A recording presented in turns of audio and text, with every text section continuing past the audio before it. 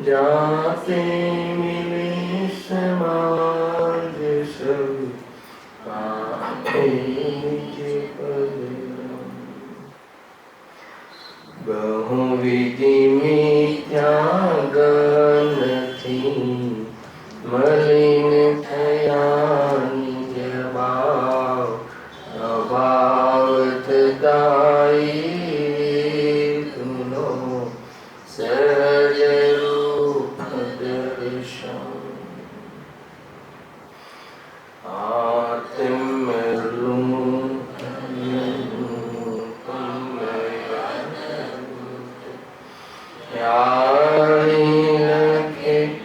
भव सिंधु तरो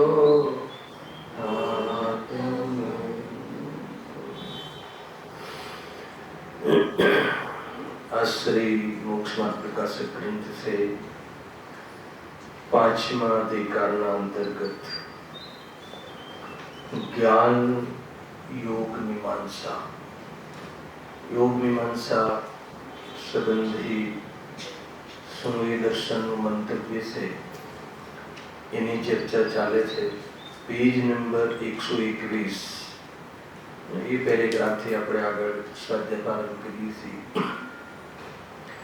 ગઈકાલે એક વાત મહત્વપૂર્ણ આવી કે રાગાદી ભાવના ત્યાગમાં એ લોકો શું માને છે કે અમે બધાને એક સમાન માનીએ છીએ, બધા જીવ માત્ર નહીં, બધા દ્રવ્યોને એક સમાન માનીએ છીએ, એટલે અમારે કોઈ ભેદ કરતા નથી, એટલે અમને રાગ દ્વેષનો ત્યાગ છે।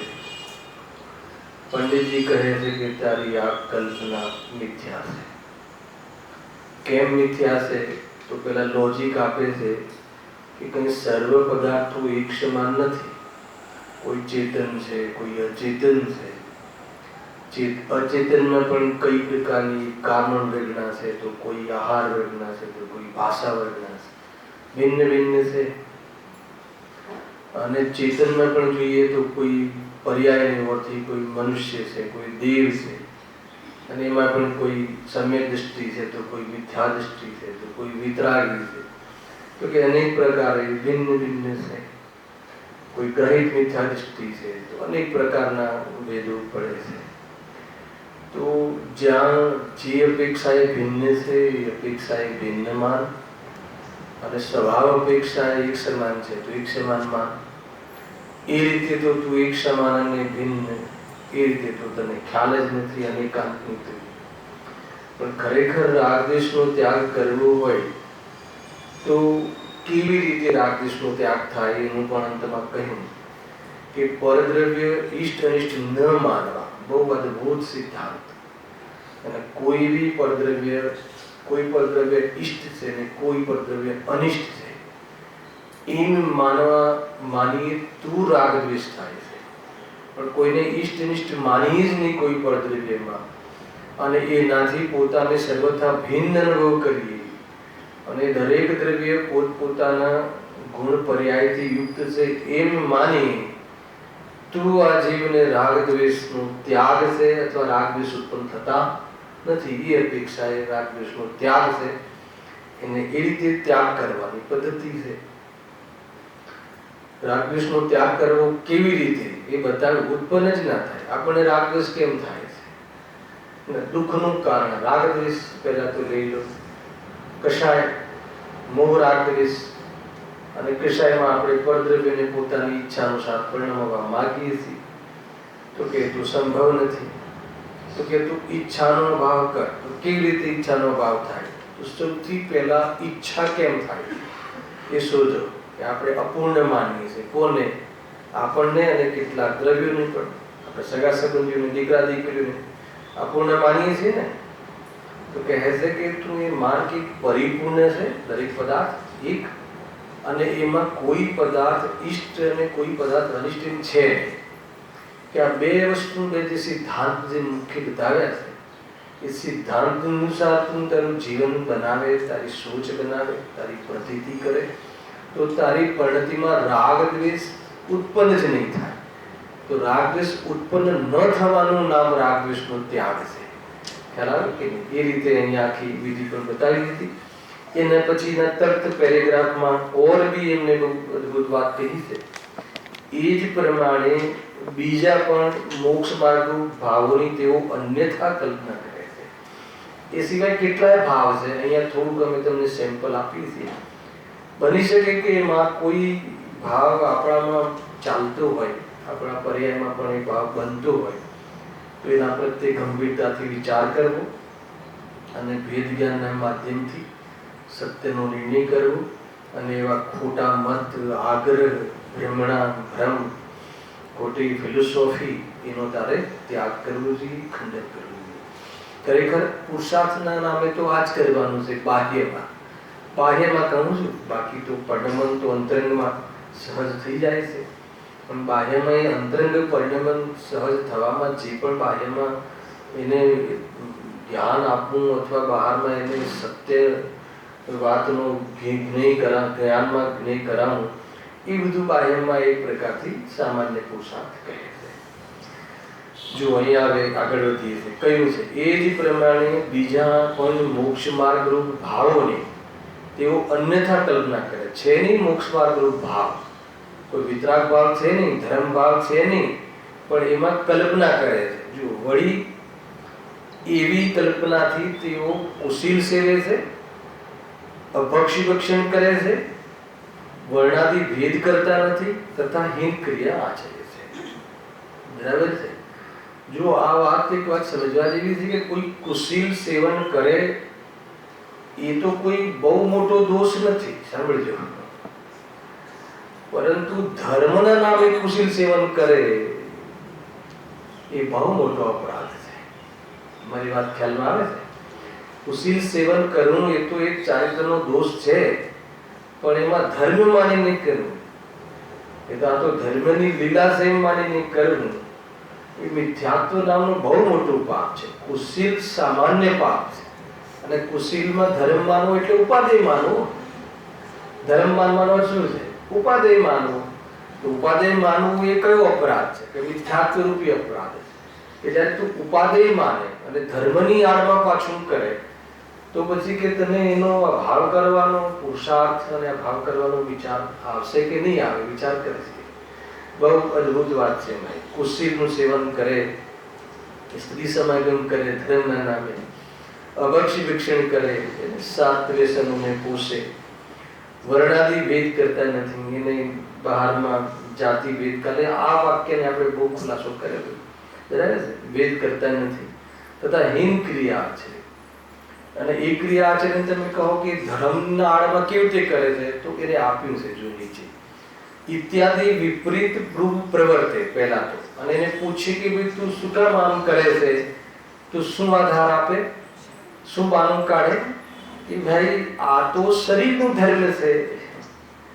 આગળ જેવું જોરદાર વાત છે. શું કહે છે કે આ તો શરીરનો ધર્મ છે, અથવા જેવું પ્રારબ્ધ છે તેમ થાય છે. આ બીજું બાનું. અને ત્રીજું શું કહે છે કે જેવી ઈશ્વરની ઈચ્છા હોય તેમ થાય છે. આ તો હરી ઈચ્છા છે, ભગવાનની ઈચ્છા છે. અને ચોથું, તેમાં અમારે વિકલ્પ નહીં કરવું. જ્યારે ભગવાનની ઈચ્છા છે તો મારે કરવું કે ના કરવું, કે આ અપક્ષ છે કે અપક્ષ છે, કે આ હિતરૂપ છે કે અહિતરૂપ છે, એવો વિચાર કરવાનો વિકલ્પ જ નથી, મતલબ જ નથી. ફરમાન છે કે કરવાનું છે, આ તું તારે તને એના માટે મોકલ્યું છે, હરી ઈચ્છા છે. તો આ ચાર પ્રકારે જે કહે છે એમાં એ રીતે એને પાપનું પોષણ કરવા માટે આ પ્રકારના તર્ક આપે છે, કુતર્ક આપે છે. અને એ પ્રકારથી એક ખોટી બુદ્ધિ છે, એને પાપનું પોષણ એને કરવું છે. આગળ એનું બહુ જબરજસ્ત આપે છે. જો પેલા આ ચાર વસ્તુ બરાબર સમજજો કે આ તો શરીરનું ધર્મ છે. માની લો કે જે ભોજન જે કરવાના પરિણામ છે એ જે ભોજન કરવાની ક્રિયા છે એ ક્રિયા કઈ છે? ચેતનની ક્રિયા છે કે જડની ક્રિયા? જડની ક્રિયા છે. અને ભોજનનો જે ભાવ આવે એ બી પૂતગલના પરિણામ છે. અધ્યાત્મમાં તો કહે છે પૂતગલના પરિણામ શુદ્ધ નથી જોવામાં આવે તો પૂતગલના પરિણામ છે કઈ. તો પછી આ જીવ કહે છે કે જયારે જળની જ ક્રિયા છે તો પછી રાત્રિમાં ખાવામાં ને બહાર ખાવામાં ને બક્ષની આ બધી ઝંઝટમાં પડવું કે જયારે જળની જ ક્રિયા છે તો એમ કરીને આપણે તે પણ પાપનું પોષણ કરે છે ને એમ લેવું જોઈતું કે આ તો જળની ક્રિયા છે, પૌદ્ગલિક ક્રિયા છે, ભૂખ લાગવી આ શરીરના ધર્મ છે અને એ તો સંબંધી જે રાગ આદિ થાય છે, વિકૃતિ છે, જે ભાવ છે તો એનાથી મને સુખની પ્રાપ્તિ ક્યાં થશે એમ સમજીને એનું લક્ષ્ય છોડવું, એનું ઉપાધિ બુદ્ધિ છોડવી જોઈએ કે એનું પોષણ કરવું જોઈએ.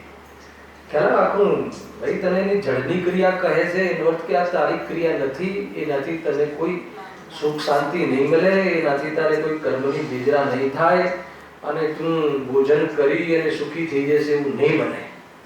એટલા માટે તું ભોજનના ભાવ અને આ ભોજનની ક્રિયાની ઓરથી બતાવવામાં આવે છે અને પરિણામને અભાવ કરવાનો ઉપદેશ કરવામાં આવે છે કે પરિણામ હોય તે ક્રિયા હોય જે સદવસને અજ્ઞાની જેવી મુખ્ય રૂપથી અને બહારમાં ક્રિયા ન કરવાનું કહે તો આપણે શું સમજવાનું કે પરિણામ છોડવાની વાત છે ને. ખ્યાલ માનો કોઈ એમ કહે કે રાત્રિમાં ભોજનનો ત્યાગ કરો તો માત્ર ક્રિયા સંબંધિત વિચાર કરે હે ને એમ નથી.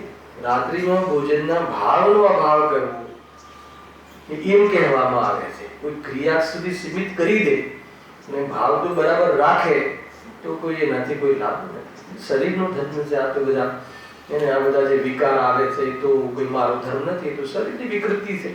એમાં તમે મને શું કામ કહો છો કે નહીં કરો ને આ નહીં કરો. પછી જો બીજું શું કહે છે આગળ બહુ આના ખુલાસા કયા છે ત્યાંથી બી સમજશું, પરંતુ અહીંયા એકવાર સમજી લઈએ કે અથવા જેવું પ્રારબ્ધ છે તેમ થાય છે. કોઈની હિંસા કરી દે, અપક્ષ ભોજન કરે અને પછી એમ આપણે સમજાય કે ભાઈ એક બટાકાના 100 નોક પર લઈએ એટલા અણુમાં આટલા જીવ હોય છે, આમ છે તો એ શું કે તો એનું નસીબ એ તો એના આયુ કર્મ સાથે છે. જેમાં મને શું કામ કરવા છે, એ તો એવા કર્મ કરીને આવ્યો છે કે મારું ભોજન બને છે. ખ્યાલ કે નહીં, એ તો મારા ગ્રાસ બનવાનો એ નિદાન તો એ કરીને આવ્યો છે. એનો અર્થ કે તું જે કરી રહ્યો છે એ ન્યાય કરી રહ્યો છે. ભલે એ નિદાન કરીને આવ્યો છે, તારા નિમિત્તમાં મળવા વાળો પણ છે, એ વાત બી સાચી, પણ તું જે ભાવ કરે છે એનું કોઈ ફળ નથી આવવાનું. તું જે ભાવ કરે છે એનું કોઈ ફળ નથી. એનાથી કોઈ તને કોઈ બાહ્યમાં શાબાશી કે પ્રશંસા કે તને કોઈ મોક્ષ કે તને કોઈ સ્વર્ગાદી મળી જશે. આ તો એ વિચાર કરે છે. પ્રારબ્ધ કહીને તું એ તો એનું નસીબ કહે છે. ભાઈ કોઈના પૈસા લે, ઉધાર લે અને પછી આપવાની ક્ષમતા ના હોય તો આપવાની ક્ષમતા નહીં, આપવાની દાન જ ના હોય તો પછી શું કહે કે એ તો ક્રમબદ્ધમાં હોય એમ થાય તમારે પૈસા આવવાના હશે ત્યારે આવશે. ક્રમબદ્ધ એમાં લગાવવાનું હતું તો પછી તને જરા બરાબર નરકમાં ફટકા પડશે તો પછી તું ભગવાન પાસે જઈશ તો ભગવાન બી એમ જ કહેશે તો ક્રમબદ્ધમાં એ તને સમજમાં આવવું જોઈએ કે ભાઈ ક્રમબદ્ધનો ઉપયોગ એનો ક્યાં કરવો અને એનો આધાર લઈને શું સમજવું એ સમજવું જોઈએ. ભાઈ ખ્યાલ આવે છે કે નહીં? આ તો તું તારા કોઈ મતનું પોષણ કરવા માટે તો લગાવે અને તારા મતનું પોષણ ના કરતો હોય ત્યારે સિદ્ધાંતનો વિરોધ પણ કરે છે કે નથી કરતું?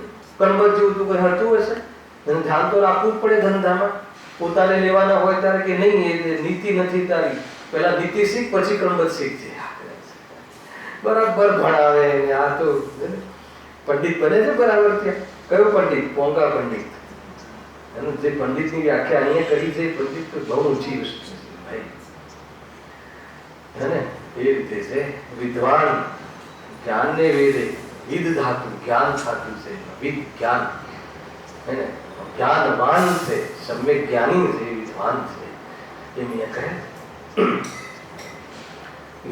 પછી કહે છે કે ઈશ્વરની ઈચ્છા છેલ્લે ભગવાન પર છોડી દે. ભગવાનના નામે આમ ભગવાન એવી ઈચ્છા કરે, પહેલા તો ઈચ્છા કરે ભગવાન ના હોય બરાબર છે.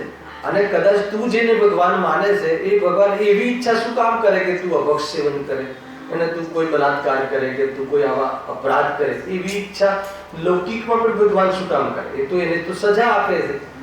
લોકમાં પણ તો એવી વ્યવસ્થા છે ને, તમારા ત્યાં એવી વિદ્યાર્થીનું તમારી દર્શન, તમારી ફિલોસોફી છે ને કે ભગવાન સજા આપે છે, દુષ્ટોને સંહાર કરે છે, તો બધી એ જ ભગવાન તને દુષ્ટતા કરવા માટે શું કામ પ્રેરે?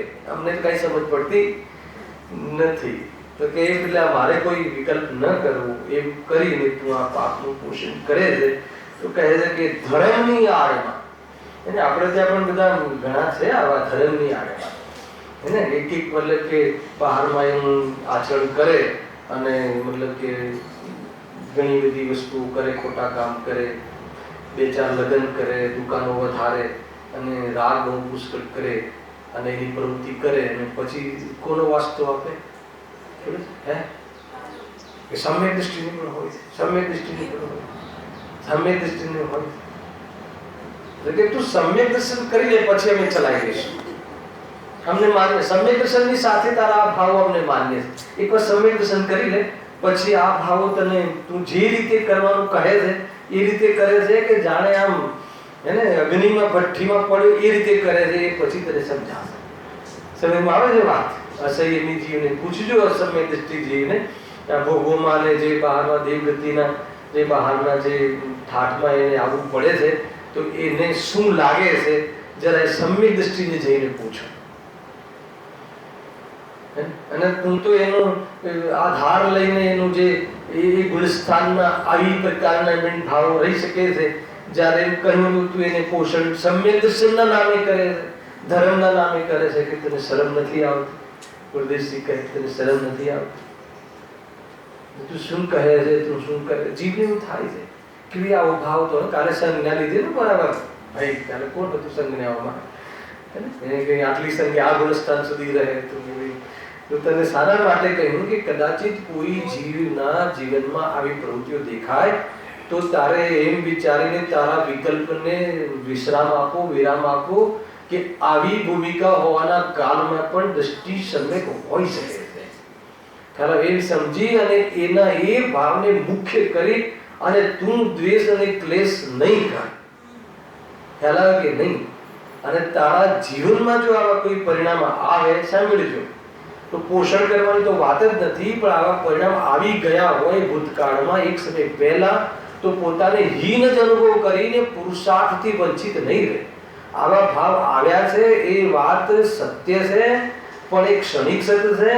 એ ભાવ નીકળી શકે છે અને એ ભાવ રહિત ઘણા જીવો થયા છે અને તું થઈ શકે છે એમ પૌરુષ પ્રગટ કર. પણ મને તો આ ભાવ આવી ગયા, મને તો પાપ બહુ આવી ગયા, હું તો પાપી થઈ ગયો, મારું તો કામ જ નથી, આ બધું તો તમારું જ કામ છે, આ બધું તો ગુરુદેવ જ કરી શકે, આપણે તો કરી જ ના શકીએ. ગુરુદેવ કહે છે કે હું નહીં, મારા પહેલા જે મારા જ શિષ્યો હતા એમાંથી ઘણા સિદ્ધ બની છે. તું શું વાત કરે છે? અરે એ નહીં, જે વિરોધ કરી રહ્યા છે એ મારા પહેલા પહોંચવા વાળા છે. બોલ શું કરીશું? તો એટલે તો એ અંદરથી ધ્વનિ આવી અંદરથી કે તું બધા ભગવાન છો, ભગવાન થાઓ, અને બધા ભૂલેલા ભગવાન છે. ભગવાન છે એને નથી એમ નહીં, ભૂલેલા છે પણ ભગવાન છે. એટલે ભગવાન બનવાનું સામર્થ્ય રાખે. તમે વિચારો કેવી રીતે વિચારો. પણ તારે જો રાગદ્વેષનું પોષણ જ કરેલું છે અને એ જો બહારમાં ગુણસ્થાન અને જે અશુદ્ધ પર્યાયોના વર્ણન કરવામાં આવે છે અને તે અને એને લઈને તારે જો રાગદ્વેષ જ પોષણ કરવું છે અને તારે તો તારું જે તું માને છે એ માન્યતાને પોષણ કરવું.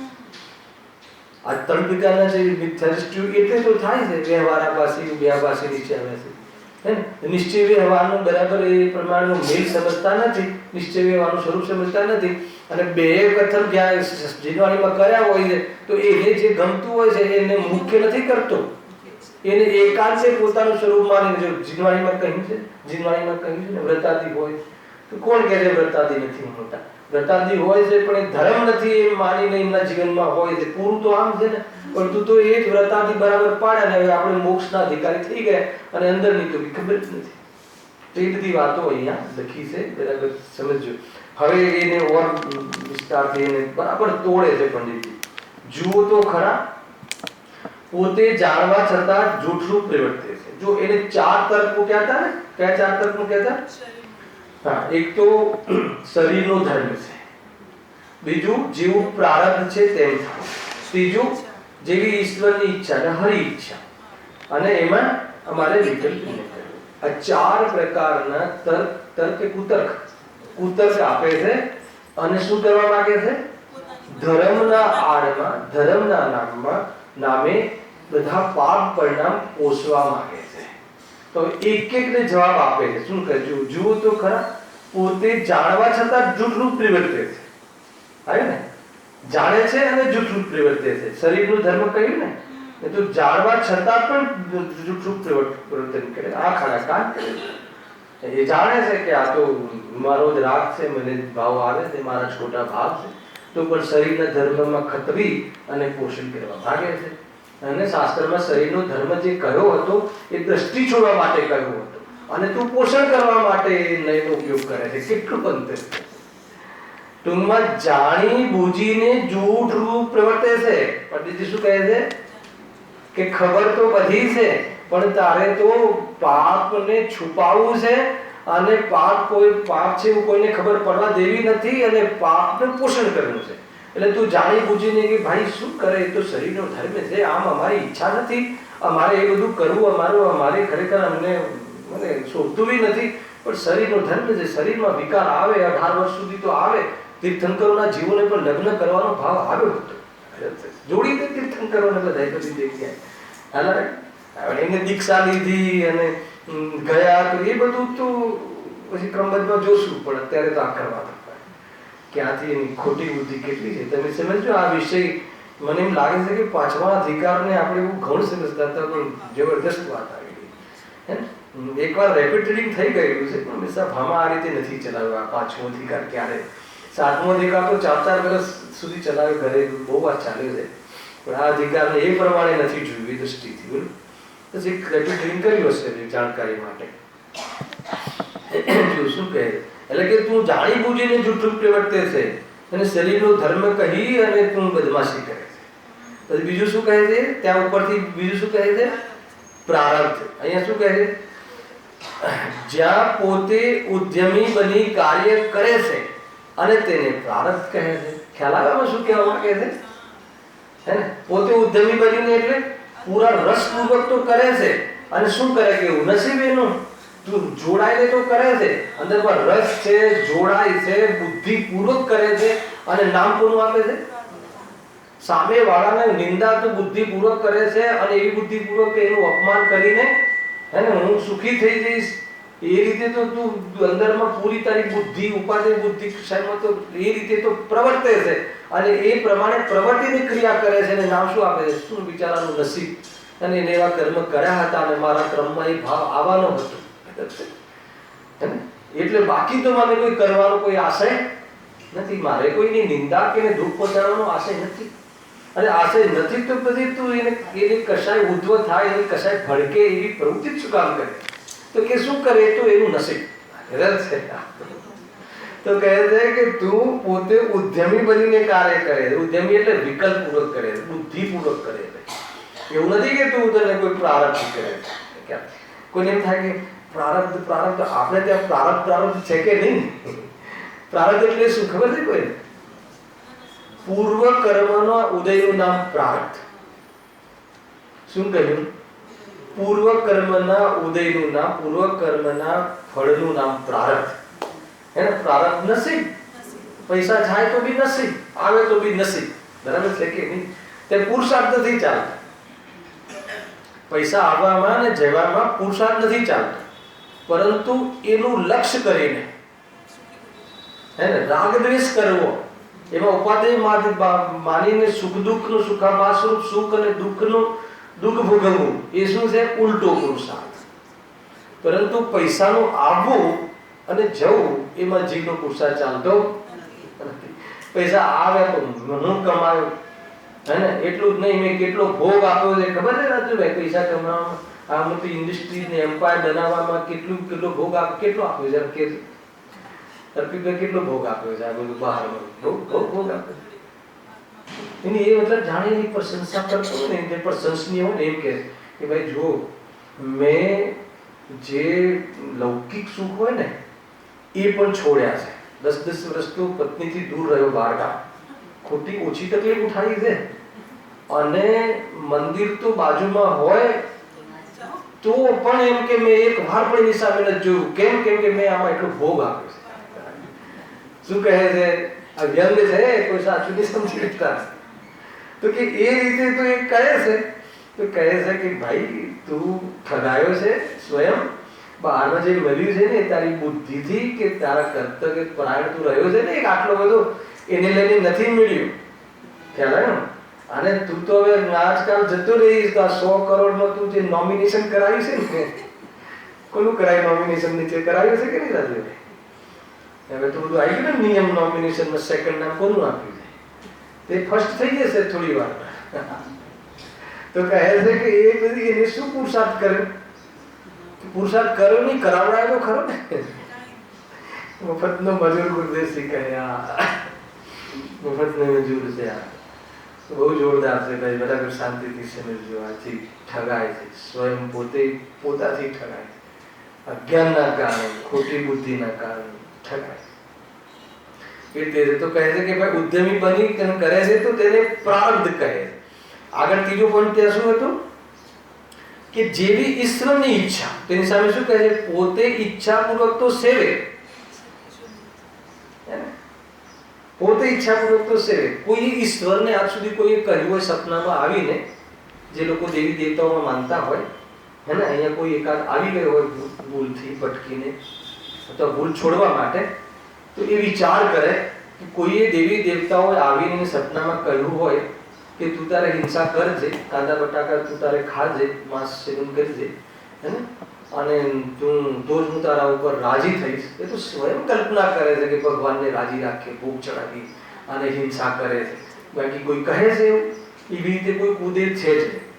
આવશે છઠ્ઠો અધિકાર કુદેવ કો ગુરુ કુશાસ્ત્ર. એ તો સ્વયં આપણે એનામાં એક સ્થાપના કરી દીધી કે જે દેવ નથી, કુદેવ એટલે કોઈ કયા દેવ નથી? વિતરાગી દેવ નથી. એમાં દેવની કલ્પના કરી અને પોતાના આદ્ય કે ઈષ્ટ માની લેવા, હે ને, એનું નામ કુદેવ છે. બાકી કોઈ દાવો કરે છે કોઈ ઝાડે કે કોઈ પથ્થરે કે તું મને ભગવાનમાં કે મને પૂછ, કોઈ પથ્થર કહે એક અંગ્રેજીમાં વાણી છે કે ઈચ્છા છે કે બુદ્ધિ છે. આપણે તો એને રંગી નાખીએ લાલ પીળો અને કોઈ 2-3 પ્રકારની આંખો બનાવી દીધી, પછી ત્યાં કોઈ બી આપણે આપણી કોઈ મનોગત કલ્પનાઓનું પોષણ કરી છે કે નહીં. બહુ ખબર લીધી છે આગળ.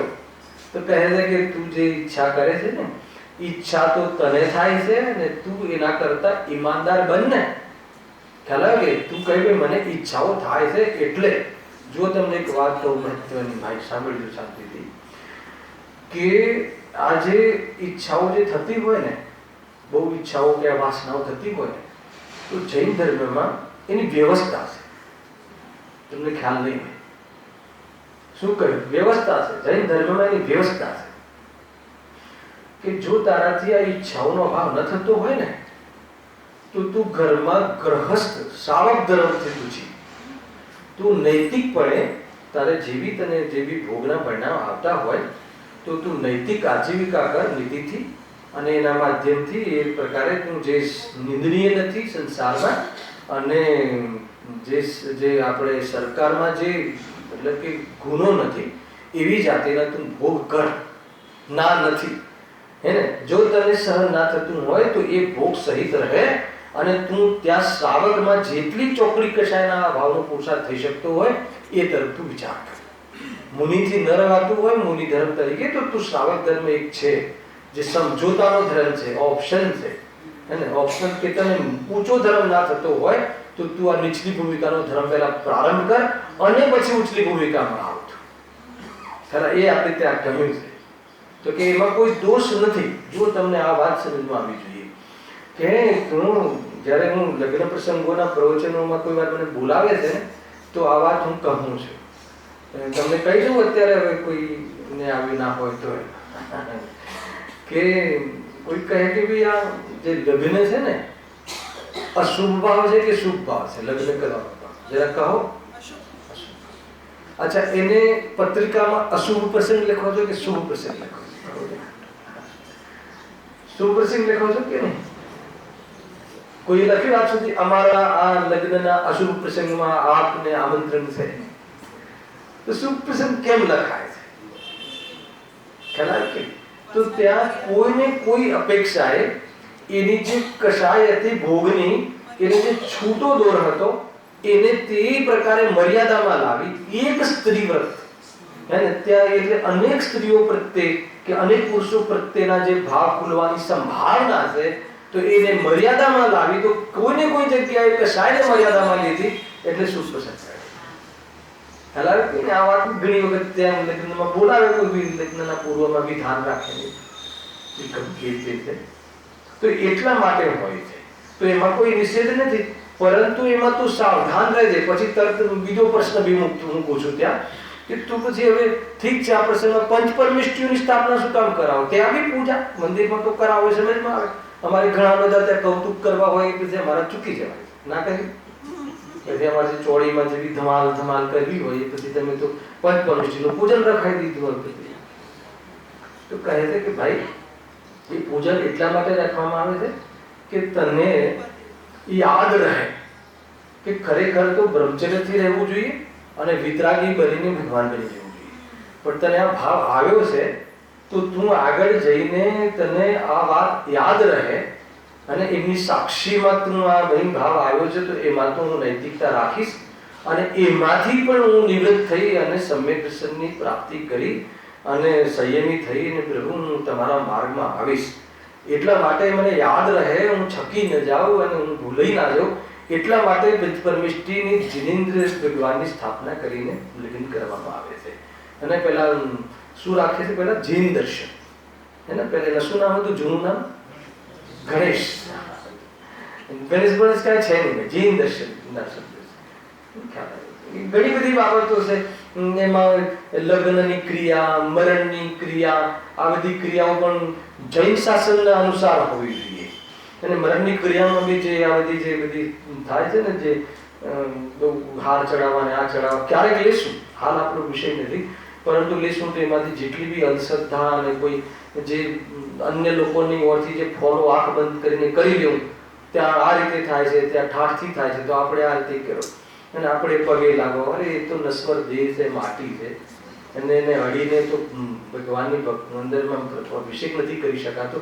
તું એને પગે લાગે છે એ તો જ્યારે પપ્પા કે હતા પિતાશ્રી ત્યારે આપણા આદર્શ હતા, આપણે લૌકિક જીવનના માર્ગદર્શક હતા. ત્યારે એમના આત્મા સહિત શરીર હતું, ત્યારે એના આત્માને આપણે ચરણ સ્પર્શ કરતા હતા. તો તું હવે મળદાને મળતું છે, ખ્યાલ આવે કે ઘણી બધી બાબત છે એને છૂટી છવાઈ પડી છે. ક્યારેક આપણે સમેટીને ક્યારેક આપણે જો વિષય લઈશું. શું કહેજો એ તું નામ આપે છે હરિચ્છા, ત્યાં જ આવે હતા એ તું ભગવાનની નામે તું ને ચરી ખાય છે. નામ ભગવાનનું, નામ ગુરુદેવનું અને ચરી ખાય. તો કે તારા ગુરુના નામની નિંદા થશે, તને ખ્યાલ નથી. અને તો એ જૈન ધર્મમાં એ વ્યવસ્થા છે કે તું એ રીતે નૈતિકતાથી તું એ પ્રમાણે રહી શકે છે, ભોગ નૈતિકતાથી ભોગવી શકે છે અને એમાં તું ભેદ જ્ઞાનનો જે પ્રયાસ છે તું ચાલુ રાખી શકે. તો આ વ્યવસ્થા તો છે. પણ તું ભગવાનનું નામ લઈને કરે કે નહીં. આ ભૂમિકામાં તો જ્ઞાનીઓને પણ હોય છે. તો કહે છે કે જ્ઞાની અશુભ ભાવને વેદતા નથી અને અશુભ ભાવને વ્યવહાર ધર્મ કહેવાતો નથી. એને જેટલો શુભ ભાવ આત્મતત્વનો વિચાર હોય છે એટલો તો વ્યવહાર કહેવાય છે. અને એ વ્યવહાર કહેવાય છે, એવી વ્યવહારથી ધર્મ કહેવાય છે, પરમાર્થ નથી. અને એના અનુસાર સ્વરૂપમાં ડૂબી જાય છે તો નિશ્ચિત ધર્મ કહેવાય છે. અશુભને તો કોઈ સ્થાન જ નથી.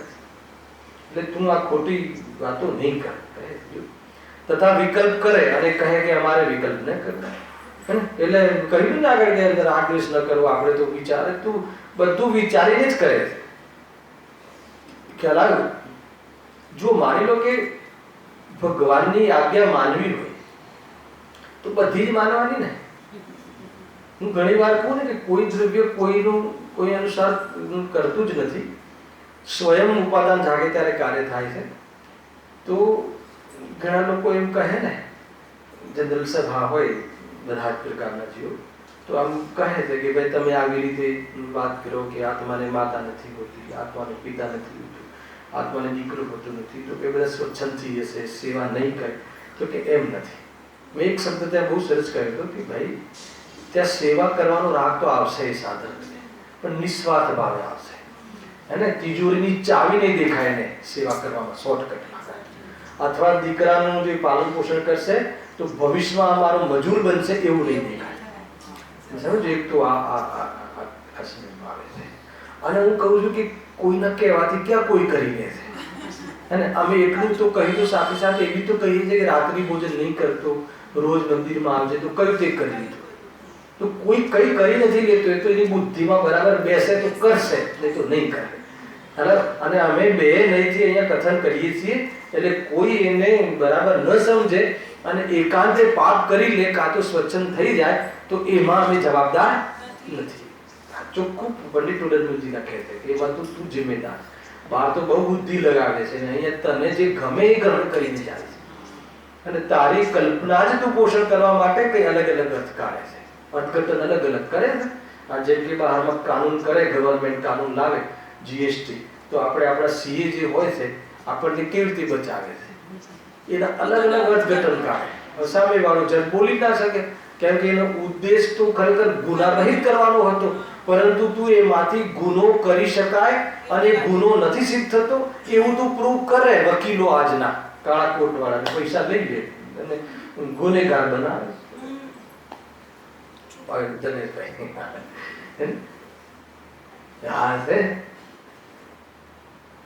ખ્યાલ આવે કે નહીં? શું સ્થાપના કરીને બેસવાનું ગણેશભાઈ, હું લોયર નથી. તો ક્યારેક એટલે પહેલી જ ગાથામાં આચાર્ય દિવસ પહેલા સિદ્ધની સ્થાપના કરાય છે કે તું હું વકીલની વાત કરીશ ને તો તું તારા માથે લઈને તું વિરોધ જ કરીશ. કે તું વકીલ છે ને, એ વકીલ વખતે બી સિદ્ધ છે પહેલા સ્થાપના કર, એટલે વકીલનું એટલી ઉપેક્ષા થઈ જશે કે તને દુઃખ નહીં થાય અને તું સાચા માર્ગમાં ભેદ કરી દઈશ. કેટલી સરસ વાત છે. આવે છે ભાઈ જો, પણ માત્ર ધર્મનો આશ્રય લઈ વિષય કસાય સેવવા છે. તારે તો વિષય કસાય સેવવો છે ધર્મના નામે, તો ધર્મના નામે તું શું કરે છે તને ખબર છે? વિષય કસાય સેવે તો ચાલી જાય એક વખતના માટે, પરંતુ ધર્મની આડમાં સેવે, ખ્યાલ આવતો કે તું ક્યાં જઈને છૂટીશ? જ્યાં છૂટવાના મતલબ કે જ્યાં અવસર છે ત્યાં પણ તું માયાચારી કરે છે અને ધર્મના નામે ખપાવે છે આ બધી ખોટી ચીજો. માટે સેવા છે, માટે જ તે આવી જૂઠી યુક્તિ બનાવે છે. જો હવે જો બહુ ઊંચું ઉદાહરણ આપે છે, જો પોતાના પરિણામ કિંચિત પણ તેમાં ન મેળવ તો અમે તેનું કર્તવ્ય ન માનીએ. આગળ અમે તને એક્સક્યુઝ આપે ને કે જો તારી એમાં કોઈ રસ ના હોય, તારી ઈચ્છા ના હોય, તારું કમને થતું હોય, પરવશતાથી થતું હોય, તને કોઈ માની લો કે બંદૂક મૂકીને કરાવતું હોય, તું તો અમે સમજીએ કે ચલે એમાં બંધ નથી પડતા. કોઈ બંદૂક મૂકીને કરાવે, ઘણા લોકો કહે છે કે ભાઈ શિવસેના વાળા આવે ને 101 રૂપિયા લઈ જાય તો અનુમોદના કહેવાય કે ના કહેવાય. અને તને બરાબર તલવાર રાખીને 100 રૂપિયા લઈ જાય તો એમાં કોઈ બંધ નથી થતું, ચિંતા નહીં કર. પણ તને એમ થતું હોય કે મારે 100 રૂપિયા આપવું નહીં, 1000 આપવું, અને કમસે કમ એ ગણપતિ તો કાંઈ ના કરે પણ આ શિવપતિ આપણો ખ્યાલ રાખે તો કે બધું પછી ચાલુ છે. ના ખ્યાલ શિવ સૈનિક છે તો મારું બરાબર છાપરું તોડે નહીં, આ ના કરે, તેના કરતા ગુનો જ ના કરે ને. પેલા કે નહીં બધી ચાલતી વાતો ને જીવનમાં સમજમાં કોઈ જબરજસ્તી કરે, કોઈ મહિલાઓ પર કોઈ બલાત્કાર કરે તો એને બે વિચારી નથી કહેવાતી. પરંતુ અંદરમાં એની ઈચ્છા હોય અને પરિણામ કરે એનું કે હું શું કરું, એને પુરુષ પ્રધાન સમાજ છે તો કે નહીં, તારી તું એ રીતે રહે છે, તારી રહેણી કરણી ખરાબ છે, તું લોકો ઉત્તેજિત થાય એવી તારી ચેષ્ટાઓ છે, એવા તારા વસ્ત્ર તું પહેરે છે, એવું તારું જીવન છે. એનો અર્થ એ કે તને અંદર વાસના પડી છે કે મને કોઈ જોવે, અને પછી એવું પરિણામ આવે ત્યારે તું સરકારને ને તું બહાર નારા લઈને નારી શક્તિ તું જગાવે કે તારી ભૂલ છે, પણ ઠીકથી રહે. કાલે આવી મૈથુન સંજ્ઞા ભાઈ જોરદાર સરકાર સંજ્ઞાઓનું પ્રકરણ થઈ ગયું, ચાલી ગયું. શરીરમાં રાતના ક્લાસમાં શીખવાનું ઘણું હોય, અને આ તો પ્રવચન છે. ધ્યાન રાખજો. તો કે એ રીતે છે નહીં. શું કહેજો, જો પોતાના પરિણામ કિંચિત પણ તેમાં ન મેળવ તો અમે તેનું કર્તવ્ય ન માનીએ. જેમ પોતે ધ્યાન ધરી બેઠો હોય, ઉદાહરણ જોરદાર આપ્યું છે. જો ધ્યાન ધરી બેઠો હોય, ધ્યાનમાં મુનિરાગ લઈ લો, અને કોઈ પોતાના પર વસ્ત્ર નાખી જાય તો ત્યાં પોતે જો કિંચિત પણ સુખી ન થાય તો ત્યાં તેનું કર્તવ્ય નથી, એ સાચું. સાંભળી દો શું કહે ત્યાં ખ્યાલ આવે છે કોઈને? કોઈ મુનિરાજ બેઠા હોય, નિર્વસ્ત્ર નિર્ગ્રંથ મુનિરાજ હોય છે, અને કોઈ જીવ અજ્ઞાની જીવ છે, ભોળો જીવ છે, અને એની કરુણા આવી કે આટલી ઠંડી છે અને મારી પાસે તો 10 વસ્ત્ર છે, 2 સ્વેટર છે અને શાલ છે, તો એક શાલ આ વ્યક્તિને આપી દો એમ કરીને એમને ઉઠાડી દીધી. બરાબર છે? હવે એમને ઉઠાડી દીધી તો બતાવો કે મુનિરાજને કેટલો દોષ લાગશે, એમાં કેટલો બધું થશે. આમાં એક શબ્દ લખ્યો છે, એમાં લખ્યું છે ને, જો શું લખ્યું, જેમ પોતે ધ્યાન કરીને બેઠો ને કોઈ પોતાના પર વસ્ત્ર નાખી જાય ત્યાં પોતે જો કિંચિત પણ સુખી ન થાય. હા, ખ્યાલ આવે? એટલે અંદરમાં થોડું કે ભાઈ મેં ક્યાં કીધું છે, મેં ક્યાં વસ્ત્ર માંગ્યું છે, મેં તો ઢાળવાનું કીધું નથી, એ તો એ નાખી ગયો છે, હે ને? ભલે જે જેટલો 1 કલાક અનુકૂળતા રહી તો રહી, આપણે ક્યાં નાખ્યું છે, આપણે તો એને ખ્યાલ આવ્યો શું કેવું છે અંદરમાં એવું ચાલતો કે જો મેં તો સામે ચડીને કીધું નથી કે તું આ વ્યવસ્થા કર. બરાબર છે? અને મેં બી ઈચ્છા બી નથી કરી. હવે એ નાખી ગયો છે તો નાખી ગયો છે, તો જ્યાં સુધી કોઈ ન ઉઠાવે ત્યાં સુધી જેટલી અનુકૂળતા મળે એટલી સારી. તો કહે છે કે તું એ વસ્ત્રને ગ્રહણ કરી લીધું છે. ખ્યાલ આખી વાત રાજુભાઈ પીપીટીમાં આવે છે કે નહીં? બાકી એને તો એમ લાગે કે ન પેલો જે નાખી ગયો એના પર ન દ્વેષ આવે અને હવે દૂર કરશે ઉપસર્ગ એને કોઈ ભાઈ કે આ તો ઉપસર્ગ છે, મારી જે પાત્રતા અને મારી જે યોગ્યતા છે અથવા જે મારી જે પોઝિશન છે, પોઝિશનને યોગ્ય બહારની ક્રિયા નથી અને એ મને માન્ય નથી.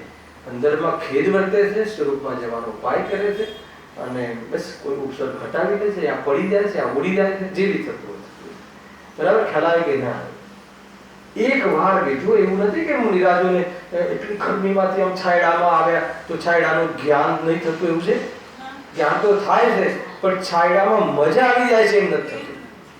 એના માટે છાયડો અને તડકો બે એક સમાન છે અને પોતાનાથી ભિન્ન છે. એ પૂતગલના પરિણામ છે એનું ચેતન છે. વાહ વાહ રે વાહ, ધન્ય દિશા એ મુનિ દિશા.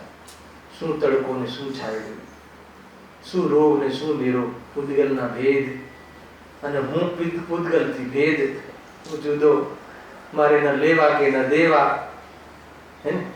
વિતરાગ દિશાની સાથે ત્રણ ચોકડીના ભાવની આ પોઝિશનની વિરુદ્ધ આ બહારમાં એક પોઝિશન બની છે અને મારું લક્ષ્ય ત્યાં ગયું 7 છઠ્ઠાના ગુણસ્થાનમાં અને એનું જ્ઞાન પણ આવ્યું તો વળી પાછું કરુણા કરીને જે સ્વરૂપમાં જાય સમજમાં આવે છે કે નથી આવતું આખી વસ્તુ. પણ એમને એક વાર એવું ફીલ આવી જાય કે હાસ, હે ને? કેટલી ઠંડીથી હાસ, તો એ મુનિ નથી. મુનિ પણ જતું રહ્યું, ભલે નવજી રહ્યું છે. કેટલી કન્ડિશન, કેટલી વિતરાગતા, કન્ડિશન શું, કેટલી સહજતા, કેટલી સ્વરૂપ એ રીતે છે. જો ત્યાં જો પોતે કિંચિત પણ સુખી ન થાય અને જરા પણ એનું ઇન્વોલ્વમેન્ટ ન આવે તો ત્યાં તેનું કર્તવ્ય નથી, એ સાચું કર્તવ્ય નથી. એટલે અને એમાં એ ભાઈ અમે શું કરીએ, અમે કાંઈ નથી કર્યું, એ એનું સ્ટેટમેન્ટ સાચું અથવા એને બંધ થતો નથી અથવા એ મુનિપણું એને જડવાઈ રહે છે, મુનિપણું ખંડિત થતું નથી, હે ને? કરે શું એના પછી તો ઓલું નાખવા વાળો તો જતું રહ્યો. હવે કોઈ સમાજના બીજા વ્યક્તિઓ આવે, હવે એ મજા લે છે કે જુઓ આ મુનિ, જુઓ આ મુનિ, જુઓ આ મુનિ. અરે તને ખબર નથી, હે, આમ કરે છે, આ તેમ કરે છે, આ તો કપડું ઉડીને બેસે છે, મુનિ મનાવે છે. તો કે ભાઈ એ નથી, તને ખ્યાલ નથી શું થાય શું નહીં. અને તારી ફરજ એ છે કે ઉપસર્ગ દૂર કરવો. ખ્યાલ આવ્યો? તારી ફરજ એ છે કે શ્રાવક તરીકે ઉપસર્ગ દૂર કરવું. અને બીજી આત્માર્થી તરીકે શું ફરજ છે? કોણ દૂર કરી શકે એ તો ખ્યાલમાં રાખવું. એ ખ્યાલમાં રાખવું, ખૂટાથી બંધાવવું, હે ને? હારથી બંધાઈ જશું તો વાત પતી ગઈ. દુનિયામાં કહેતો હશે ફલાણા મુનિનાથનો ઉપસર્ગ દૂર કરે, શું મળી જશે? જસ કે રૂપિયા કે મોક્ષ? તમે આવે આખી વાત. ભાઈ બહુ ખતરનાક વાતો છે, હે ને? 5મા અધિકારમાં પણ દમ છે. હું આ સવારે વિચાર કરતો હતો કે જોરદાર વાત આવે છે. જો પણ જ્યાં પોતે વસ્ત્રને અંગીકાર કરી પહેરે, હે, અને પોતાની સ્થિતાધિક વેદના મટાડી સુખી થાય, શું કરીએ? પંચમકાલ છે, હે ને? શ્રોતાએ એવા, હે ને? શું કહે? ભક્તે એવા, તો ગુરુ એવા. તો કે એમ ન હોય. 3 કાળમાં હોય એક જ પરમાર્થનો પંથ. પંચમકાલમાં કોઈ અલગ પ્રકારે મુનિ પણ હોય, હે ને? ચતુર્થકાલમાં અલગ પ્રકારે હોય, એમ નથી. ભલે એના શ્રોતાઓ અલગ અલગ પ્રકારની માન્યતા વાળા હોય, પરંતુ મુનિ પણ આમાં ફેર. પાણી દરેક કાળમાં ઠંડક સ્વભાવ ધરાવે છે અને દરેક ક્ષેત્રમાં ઠંડક ધરાવે છે. અમેરિકામાં હોય કે અહીંયા હોય, ચતુર્થ કાળમાં હોય કે પંચમ કાળમાં, જેમ છે એમ માનો ભાઈ. જો ત્યાં જો પોતાનું કર્તવ્ય ન માને તો એ કેમ બને? પોતે તો વસ્ત્ર પહેરે હે ને, અને કેમ બને? બાદ ક્રિયામાં તો દેખાય, ના ના અમને એવો રાગ નથી, અને બધું દેખાય. દુકાને તો જાય અને કે નહીં અમને કમાવાનો રાગ નથી. જો એ રાગ કરવા જેવો નથી, આદરણીય નથી, એ વાત સાચી છે, પરંતુ તને રાગ નથી એમ નહીં. હું શું કરું? અને પછી તો એટલું બધું નીચે આવીને વાત કરે છે કે તમને એમ લાગે કે શું બોલે છે. એ અત્યારના નાના બાળકો છે, ગર્ભગ્રસ્તી છે, એટલું નહીં. અરે આ નહીં કરીએ તો મંદિરો કઈ રીતે બંધાશે? તો શું કરે? આપણે ધંધો નહીં કરીએ, ખોટા કામ નહીં કરીએ અને 200-500-1000 કરોડ નહીં કમાઈએ તો આ બધી સંસ્થાઓ બનશે? બોલે છે કે તું શું બોલે છે? પેલા અગર તારે દાન આપવા માટે તારે ખોટા કામ કરવા હોય તો કે દાન નહીં આપતો તો એ ધર્મ થશે. પરંતુ દાન માટે તું આ કરતો હોય તો કે દાન માટે નથી કરતો, દાન આપવાના માન માટે કરે છે. અને દાન આપવાના માન માટે જ નહીં, આ દાન આપી અને તું 10 ગણા કમાવા માટેના લોભ માટે કરે છે. ખરેખર તો તું કસાયનું પોષણ કરે છે, તારા તો દાનના ઠેકાણા નથી. જાકે દાન તો ધર્મ જે સાચું દાન કરે છે એ ધર્મ નથી, પણ તું જે રીતે દાનની તું દાનત છે તારી, એ તો કે તું કઈ કોટીમાં જઈશ તને ખબર નથી. બહુ લડે છે લોકો પૈસા આપવાનું બી, નામોમાં ને આમોમાં ઠામોમાં ને કાંઈ દમ નથી.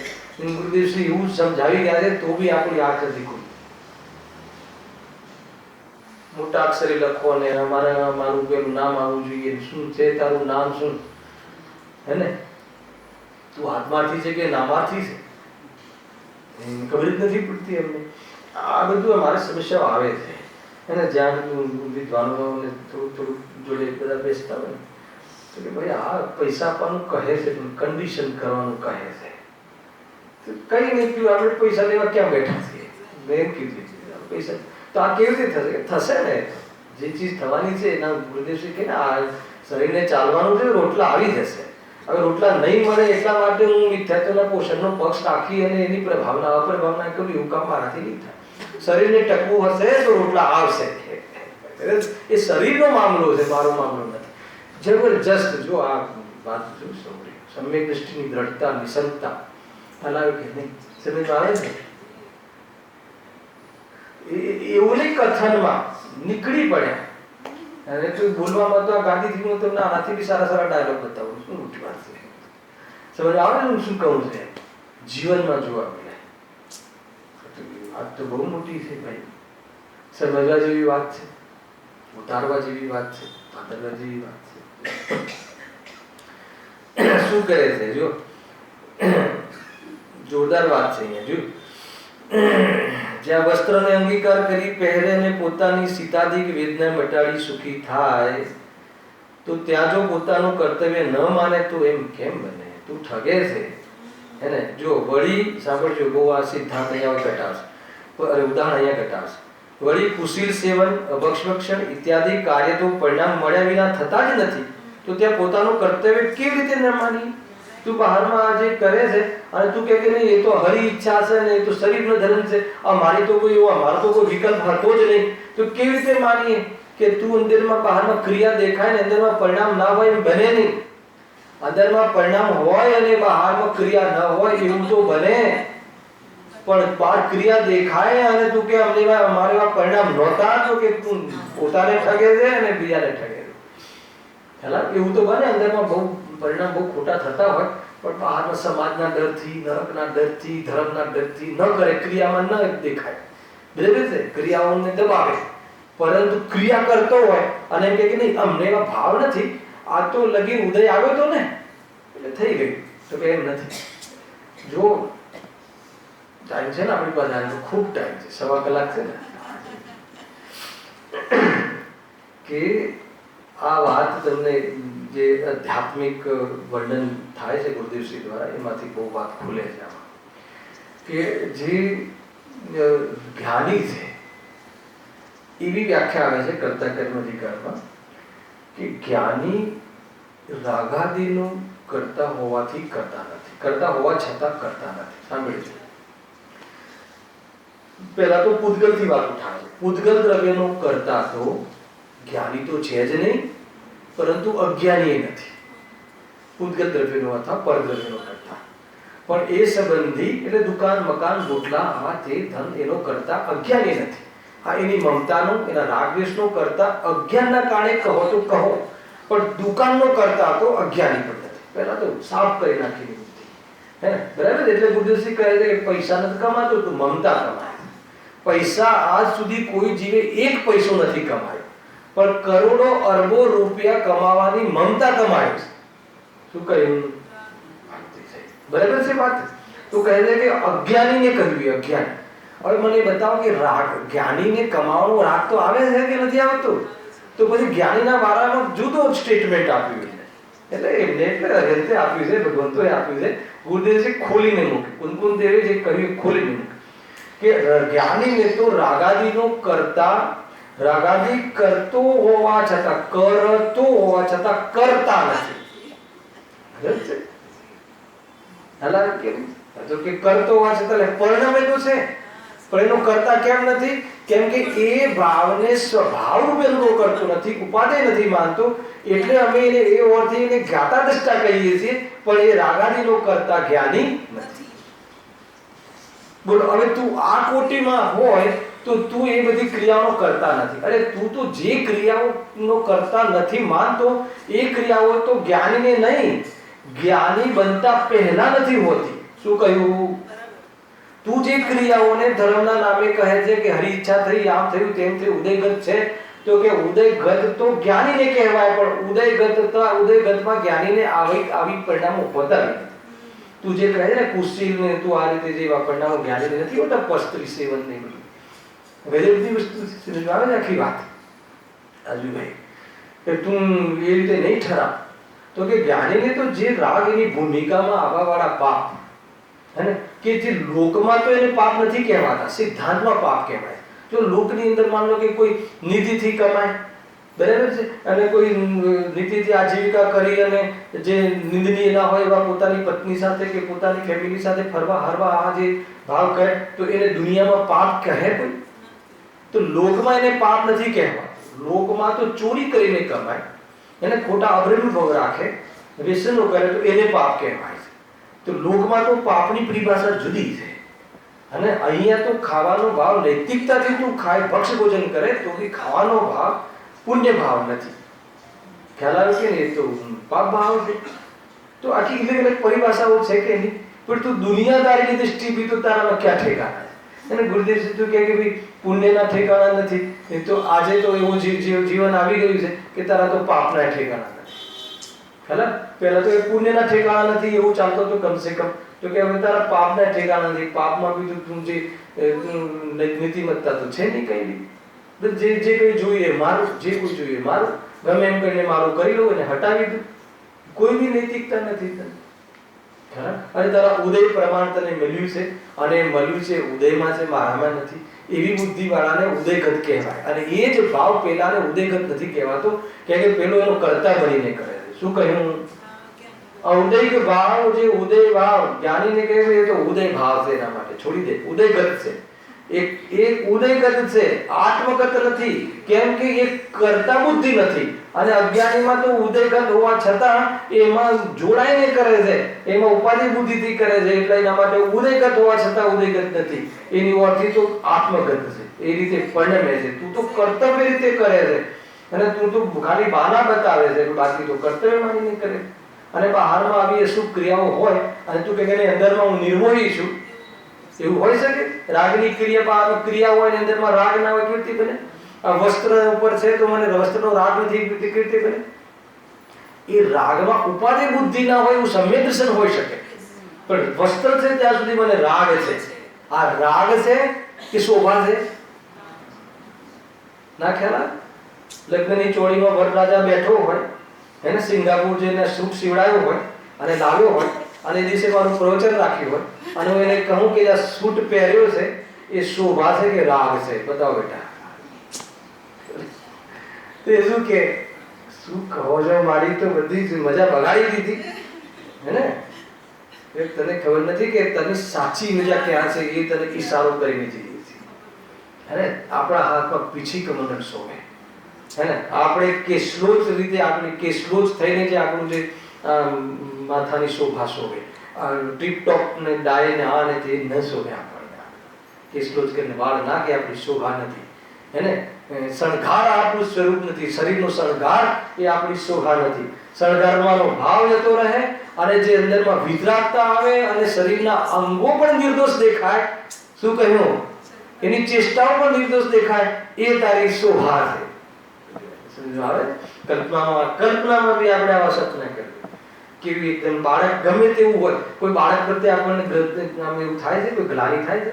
બાળક ગમે તેવું કાળું હોય, ગમે તેવું હોય, પણ આપણને ઇનોસન્ટ જ લાગે છે. કેમ કે એની બુદ્ધિપૂર્વક એવી ચેષ્ટા નથી કરતો. અને આપણને થપ્પડ બી મારી દે તો આપણને ગમે છે. આમ તેડ્યું હોય તો થપ્પડ પણ મારે છે કે ને હમણાં બે છે ને, નાના બની ગયા, કોઈ દાદા બને, કોઈ નાના બને, તો આપણને કેવું ગમે છે, ઇનોસન્ટ લાગે છે કે નહીં. અને બીજો કોઈ બાજુ વાળો અડાવી દે હાથ તો સમજ આવે છે તો કે એની ચેષ્ટાઓ તો કે કેમ કે એને મારવાનો અભિપ્રાય નથી. એને એવી જાતિની અંદરમાં મોહરાગદ્વેષ તો છે, પણ મોહરાગદ્વેષ એ રીતનો ડેવલપ નથી કે બહારમાં પ્રવૃત્તિ વિશેષ દેખાય. એટલા માટે આપણે એ અપેક્ષા એને ઇનોસન્ટ માની લઈએ છીએ. તો જ્યારે જે મુનિરાજને 3 ચોકડી કસાયના લેવલનું કસાયો નીકળી ગઈ હોય, અને તો એને બહારમાં શરીર ઉપર ઉલટી બી હોય, એને વોમિટ થયેલી હોય, તો બી નિર્ચિકિત્સા છે કે નહીં, જન્મેન્દ્રિયોને હોય છે, ગ્લાનિ નથી થતી છે કે નહીં ભાઈ. બહુ બધી બાબતો છે. તો એ રીતે સમજવું જોઈએ. તો એટલા માટે રાગ દ્વેષ ના ભાવે તને તો બહારમાં આ બધી જે તું કુશીલ પ્રવૃત્તિઓ કરે ને, તો અંદરમાં રાગ ના હોય એવું વ્યક્તિ કરે. આ એક બહુ સરસ ટોપિક છે, ક્રિયા અભિપ્રાય અને પરિણામ.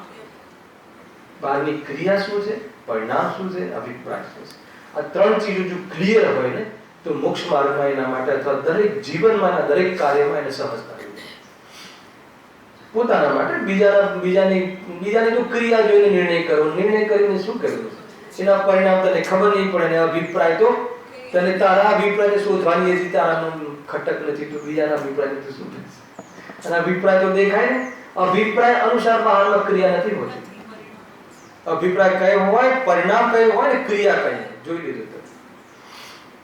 એના અભિપ્રાય તો એમ હોય કે આને લૂંટી લેવું છે, અને બહારનું પરિણામ તો આવો સાહેબ, બેસો સીટ, આમ કરો, એમ હોય.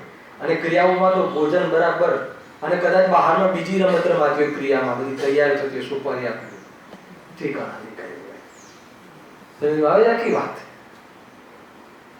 તો એ બધી બાબતો છે. આ બધું એ પ્રકરણ છે. જો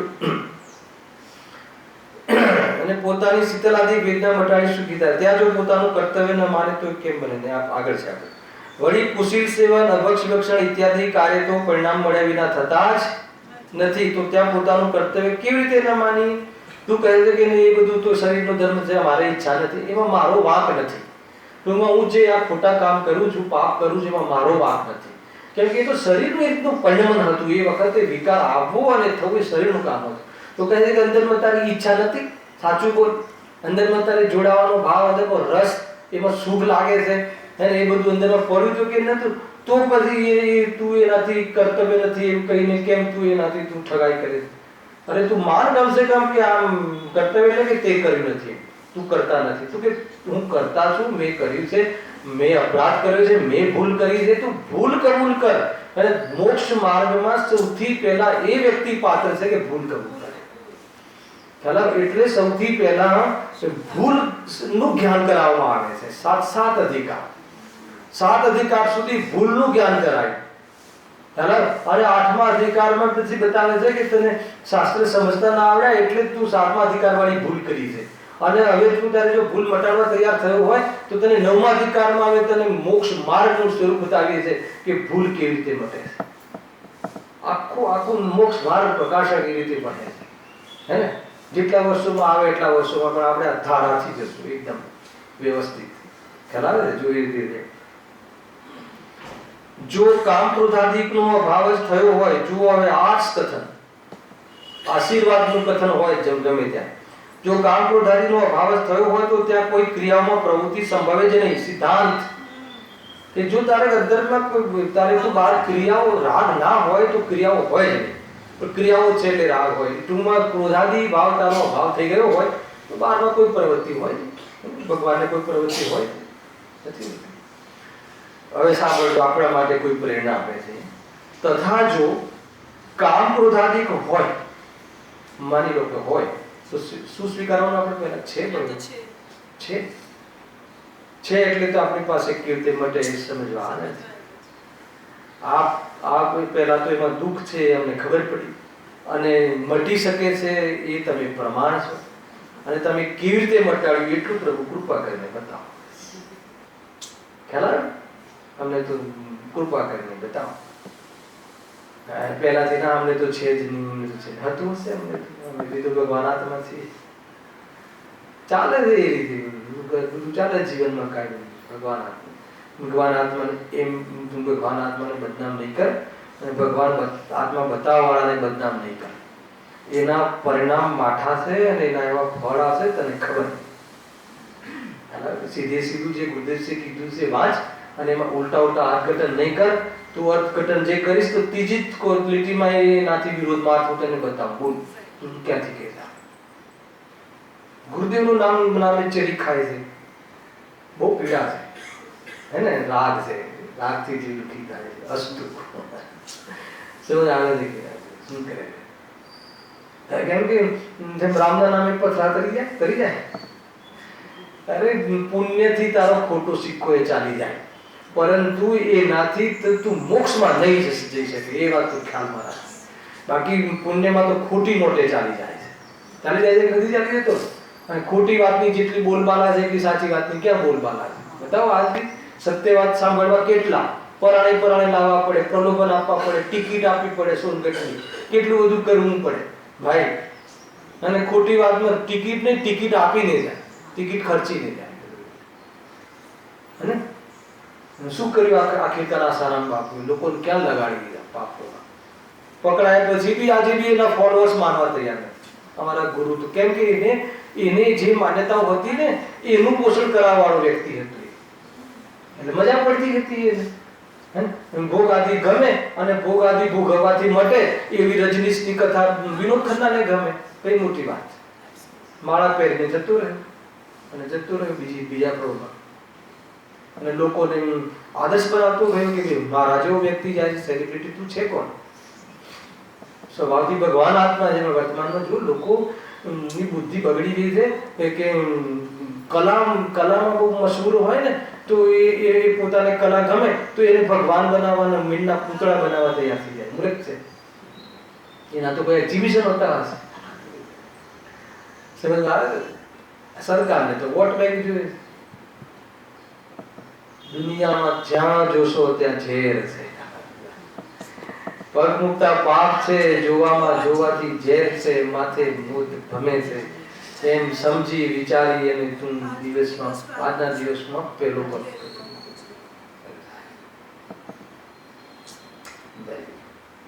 વાત તું સમજવા જેવી. મતલબ કે આમ પગ મૂકીએ તો તે જીવોની ભરમાર છે. હિંસા. શું દોડીશ તું? શું કમાવા ભાગીશ? કેટલી દિશાઓમાં જઈશ? અરે એ તો અલગ, પણ તું ત્યાં જઈને હિંસાની જ અનુમોદના કરી શું કરે? આમ તો બાધા છે, પણ બહારગામ જઈએ છીએ ધંધા માટે, જવું પડે ફોરે, તો ત્યાં તો મળતું નથી એટલે ત્યાં ચલાવી લઈએ છીએ. તો શાસ્ત્રમાં એવું નથી લખ્યું કે ત્યાં ચલાવી લેવાય એવો કોઈ નિયમ છે. ગુરુદેવજી કહેતા ને, ગુરુદેવજીને કોઈ પૂછતા કે તમે કહો છો રાત્રિ ભોજનનો ત્યાગ કરો, પણ ગુરુદેવશ્રી તમે સોનગઢમાં રહો છો, અમે તો મુંબઈમાં રહીએ છીએ. મુંબઈ વાળાનું જીવન તો તમને ખબર નહીં હોય. ગુરુદેવજી કહે કે અમને બધી ખબર છે. બોલતું આગળ તો કહે કે અમારે મુંબઈમાં ક્યાં નોકરી દૂર જવું પડે, અને પછી રાત્રે 10 વાગે માંડ તો પહોંચીએ અને પછી ભૂખ્યા સુઈ જઈએ તો બીજા દિવસે કેવી રીતે પ્રવચનમાં અવાય. તો એટલા માટે અમને કાંઈ રસ્તો માર્ગ કોઈ ઉદ્દેશ્ય કે એક માર્ગ છે. એટલે જે આત્માહિત કરવું હોય એને એવી નોકરી જ ના હોય, અને એવા સ્થળમાં એને રહેવું યોગ્ય છે જ નહીં. હવે તારે 50 લાખનું પેકેજ જોઈએ છે અને ત્યાં મંદિર વગર રહેવું છે, તો એ તો તારી બીમારી છે, અમારી બીમારી. 50 લાખનું પેકેજ મળે છે, મંદિર નથી સાહેબ, અને ત્યાં જ્યાં રહે છે ત્યાં ભોજનની કોઈ વ્યવસ્થા નથી, ચલાવી લેવું પડે છે, એકાદ દિવસ બનાવી આપે છે, બાકીના દિવસ તો પછી અમે એનું ચલાવી લઈએ છીએ. ખ્યાલ આવે કેવી રીતે ચલાવે છે, સમજ આવે છે? સમય બદલાવે છે, બહુ દશા ખરાબ છે. આખિરકાર આપણે છોકરાઓને ક્યાં ધકેલીએ છીએ, ભલે એનું ઉપાદાન હોય એ રીતે થાય છે, પણ આપણે બી તો એવું ઈચ્છીએ છીએ. અંદરમાં ગલગલિયા તો થાય છે ને, 50 લાખ ઠીક છે, પછી પાછળના 5 વર્ષ કરી દેશે થોડા નિયમો આકરા, તો પ્રતિક્રમણ 10 દિવસ આવી છે બેટા, એ 10 દિવસ રજા મૂકી ઠાઠથી પ્રતિક્રમણ વાંચે છે, પ્રતિક્રમણમાં શું લખ્યું છે કઈ ખબર નહીં, પણ જે લખ્યું છે સત્ય છે એટલી શ્રદ્ધા છે. શું લખ્યું છે? એવી શ્રદ્ધાથી કાર્ય નહીં થાય. 4 લીટી આવે છે, 4 લીટી બોલાવા છે, પછી લખ્યા પૂરું પ્રતિક્રમણ છેલ્લી ગાડી આવે તો છેલ્લી લીટી આવશે બેટા, એમ છે નહીં. હે ને 10 લક્ષણ આવા વાળા છે ને. મને તો એવો વિચાર આવે કે તમે પ્રતિક્રમણ નો એક ક્લાસ રાખો, પછી પ્રતિક્રમણ કરવા બેસો.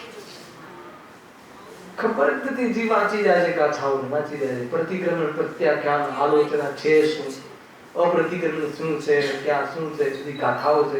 તમે એનું એકવાર સ્વરૂપ બતાવો. પ્રતિક્રમણ કોને હોય, પ્રતિક્રમણ કરવાનો અધિકાર કોને હોય?